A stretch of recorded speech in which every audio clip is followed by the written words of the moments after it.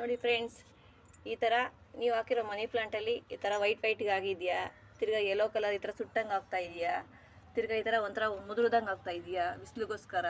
ನೋಡಿ ಫ್ರೆಂಡ್ಸ್, ಈ ಥರ ಎಲ್ಲ ಆದಾಗ ನಾವೇನು ಮಾಡಬೇಕು ಅಂದರೆ, ಮನೇಲಿ ಹುಳಿ ಮಜ್ಜಿಗೆ ಇರುತ್ತೆ, ಹುಳಿ ಮಜ್ಜಿಗೆಗೆ ಒಂದು ಕಾಫಿ ಪುಡಿ ಪ್ಯಾಕೆಟ್, ಅಂದರೆ ಇವಾಗ 3 ರೂಪಾಯಿ ಕಾಫಿ ಪುಡಿ ಪ್ಯಾಕೆಟ್ ಇದೆಯಲ್ಲ ಬ್ರೂ, ಅದನ್ನು ಮಿಕ್ಸ್ ಮಾಡಿ ನಾವು ಎಷ್ಟು ಬೇಕೋ ಆ ಥರ ನೀರು, ಬೆಳಗ್ಗೆ ನೀರು ಹಾಕಿದೆ ಗಿಡಕ್ಕೆ, ತಿರ್ಗಾ 1 ಅವರ್ 2 ಅವರ್ ಬಿಟ್ಕೊಂಡು ಆ ಥರ ಹಾಕಿದ್ರೆ ತುಂಬ ಚೆನ್ನಾಗಿ ಗ್ರೀನಾಗಿ ಬರುತ್ತೆ. ನೋಡಿ ಫ್ರೆಂಡ್ಸ್, ಇವಾಗ ನಾವು ಕಾಫಿ ಪುಡಿ ಹುಳಿ ಮಜ್ಜಿಗೆನ ಈ ಥರ ಮಿಕ್ಸ್ ಮಾಡಿದ್ದೀವಿ.